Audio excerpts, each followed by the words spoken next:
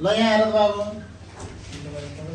the volume of the pyramid is 160 cm cube छ solve for x and use the formula भनेर 1/3 base area into height दिएको छ length into width भने के हो breadth into height दिएको थियो हो त्यो फर्मुला दिनु र नदिनुसँग हामीलाई सरकार भएन भोल्युम भने पिरामिडको जहिले पनि 1/3 अनि के हुन्छ base area a square s square यो स्क्वायर त्यो स्क्वायर हैन बेस एरिया भन्ने बुझ्नुहोस् है a स्क्वायर भन्दाखेरि कुन हाल्छ यो दुईटाको फरक छ हैन र बेस एरिया भनेपछि लेन्थ इन्टु ब्रेथ भन्छ हो के हैन लेन्थ कति 5 ब्रेथ कति x इन्टु हाइट कति 16 भोल्युम दिएको छ 160 हो 1/3 इन्टु 5x इन्टु 16 ठीक छ अब यो डाइरेक्ट काटेको चाहिँ बुझ्दैन 16 ले 160 लाई 10 ले काट्यो अब 5 ले फेरि 10 लाई 2 ले काट्यो 2 बराबर x/3 x इन्टु 1 भने x तल 3 छ 2 इन्टु 3 बराबर x 6 बराबर therefore x equals to 6 cm भनेर ठीक छ गर्छ हैन गुरुजी 3 ले 160 लाई इन्टु गरेर हुन्छ तर त्यो त धेरै डिभाइडै अस्ति गर्नुपर्छ नि बाबु 160 ले ठ्याक्कै 16 ले काटेर थाहा छँदैछ तेरो दिमागमा हो स्वान्ते काट्ने 10 आयो 10 लाई 5 ले काट्छ थाहा छँदैछ 5 to the 10 भयो 3 into 2 कति भयो त 6 is there any doubt no sir यस्तो खालको नयाँ क्वेशन आछ योपालि हो अब x को भ्यालु निकाल भनेको छ हो कसरी निकाल्न सकिन्छ यसलाई a मान्न सकिन्छ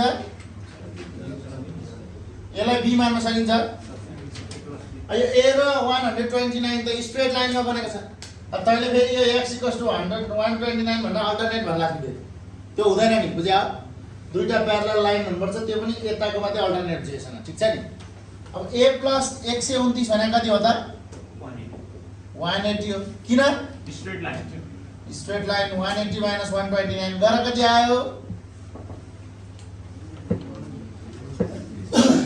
ट्याक्कै कति आयो भन मलाई 51 हो अब फेरि b + 145 भने पनि कति हो त किनभने स्ट्रेट लाइनमा बनेको एंगलहरुको सम कति हुन्छ so now b will be equals to 180 degree minus 145 which is equals to 30 so these are not the solutions isn't it the question has asked us to find out the value of x only these are supposed by us isn't it now if you want to find the value of x what will you do a plus b plus x equals to 180 why is that sum of all the angles of triangle is always equals to 180 degree so the value of a is equals to 51 the value of b is 35 plus x equals to 180 degree isn't it yes so add up 35 and 51 equals to 86 degree 180 degree so now the value of x will be equals to 180 degree minus 86 degree which is 90 are you clear yes can you do this can you solve this type of questions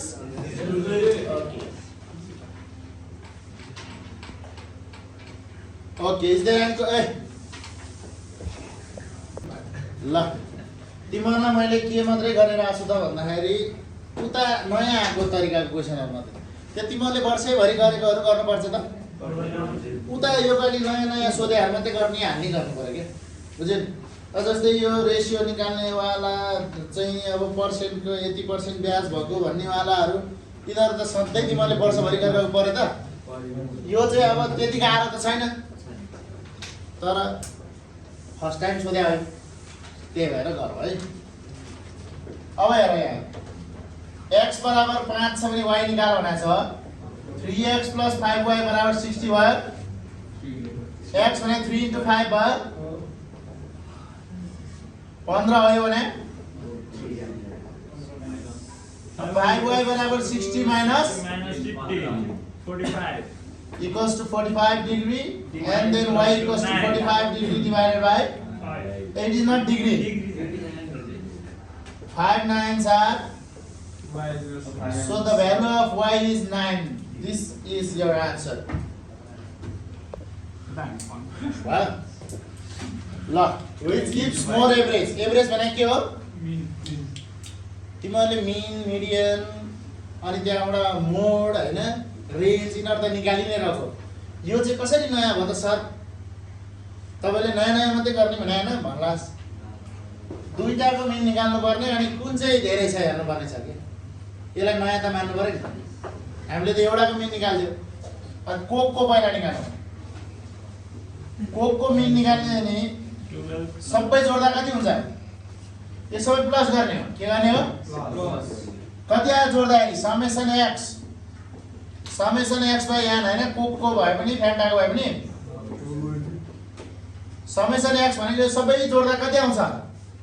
जोडा त 12 मा 15 27 27 40 गर 125 कति? 125 अब divide चाहिँ कतिले गर्ने? 1 2 3 4 5 6 ले कति आयो? 20.833 ल ठिक छ। अब फ्यान्टाको निकालौँ त। अब फ्यान्टामा फ्यान्टै जोड्ने हो नि हैन र? कति छ यो सबै जोड्दा कति आउँछ भन त? 151 कति? 151 फ्यान्टाको बढी आयो क्या? डिवाइड त 6 ले नै गर्ने हो। अब 1 से यो त खासै डिवाइड पनि गर्न नपर्ने देखियो। दुवै बराबर दियो नि त यसले नम्बर। 6 ले 125 लाई भाग गर्दा र 6 ले 151 लाई भाग गर्दा बढी आउँछ भने थाहा भयो नि। यो त के हेर्नै नपर्ने रहेछ। ल कति आयो? जतिसुकै आओस् बढी त फ्यान्टा भयो नि त हैन? Fanta gives more average. जुन चाहिँ बढी छ त्यही हैन र? त्यो निकाल्नु पर्यो त। 125 लाई 6 ले भाग गर्नु र 151 लाई 6 ले भाग गर्दा त्यही बढी आयो नि हैन र? के होइन? ल यही हो प्रोबेबिलिटीको हिजो अस्ति कन्फ्युज भएको क्वेसन हैन त। रेड एन्ड व्हाइट भन्दै थियो भने अब यहाँनेरि टोकेरै उतापट्टि त्यसको भोलिपल्ट सेलेक्सनमा के सोध्यो त? फर्स्ट रेड सेकेन्ड व्हाइट भन्यो। त्यो भन्दा अघिल्लोको दिन के सोधेको थियो? Red and white and black सक्यो नि हो। व्हाइट एन्ड ब्ल्याक मात्रै भन्दाखेरि सेतो र कालो आउने भनेपछि दुई जोडी भयो कि। अगाडि कालो र पछाडि सेतो आउँदा पनि सेतो र कालै भयो। अगाडि सेतो पछाडि कालो आउँदा पनि सेतो र कालै भयो। तर यहाँ के भने टोकेरै फर्स्ट रेड सुरुकोमा रातै हुनु पर्यो। जम्मा हेर त सुरुकोमा रातो हुने सम्भावना कति? 12/5 टोटल कति छ? 12 37 हो। टोटल 37। अब सेकेन्डमा रातै सोध्या भए माथि घट्थ्यो हो। तर सोध्यो के? व्हाइट कति छ? टोटल त घट्यो। घट्यो घटेन? यही हो first red second white. Total त घट्यो एउटा हो। अब काटौँ 3 5 15 3 12 36 हो। 12 12 32 5/37। अब यही केसमा first red and second white नभन्दाखेरि चाहिँ कन्फ्युजन भयो के। रेड एन्ड व्हाइट भनेपछि चाहिँ के हो त? त जम्मै कालो र रातो के अरे रातो र सेतोको सम्भावना निकाल्न भने नि। त्यतिखेर अगाडि सेतो र रातोलाई पनि इन्क्लुड गर्नुपर्छ भन्ने कुरो छ है। तर यहाँ इन्क्लुड गर्नु पर्यो त। सुरुमा रातो दोस्रोमा सेतो भनेपछि यो बाहेक अरू कुनै हुन्छ त? हुँदैन। यो काटेको बुझ्यो नि? 3 5 15 3 12 अनि 12 12 कट माथि बाँकी रह्यो 5 तल बाँकी रह्यो 6। तर इन पर्सेन्टमा निकाल्न के गर्नुपर्छ? इन्टु 100%। कति आयो त? 13.51 13.51 सकिन्छ। अब निकाल्नु प्रोबेबिलिटी ल पर्सेन्टेजको टोटल जहिले पनि कति हुन्छ? फ्र्याक्सनको टोटल जहिले पनि कति हुन्छ? 1। फ्र्याक्सनको टोटल जहिले पनि 1, पर्सेन्टेजको टोटल जहिले पनि। अब यहाँ ओभरअलमा पर्सेन्ट निकाल्नु भएको छ। यसलाई फ्र्याक्सनमा निकालेर सजिलो हुन्छ कि त्यो दुईटालाई पर्सेन्टेजमा निकालेर सजिलो हुन्छ? इन्टु 100 गरिदिएर सजिलो हुन्छ हो। ल भनेपछि 12/45 लाई इन्टु 100 गर्दा कति आयो? 26.6 हो कि होइन? अब त्यो 1/5 लाई पर्सेन्टमा निकाल्दा कति आयो? 20% आयो। अब 12.5% पनि खर्च, यो सबै 100 बाट घटाउने हो कि हैन? 100 मा पहिला सुरु 20 घटाउँ, कति रह्यो? 80। अनि यहाँ 12.5 पनि घटाएछ नि त हो, माइनस 12.5 गरेर त कति आयो? या 50 मा जान्छ नि त, 68.5 67.5 हो। अब लास्ट एउटा घटाउनु रह्यो के? 26.66 कति आयो हेर त घटाउँदा?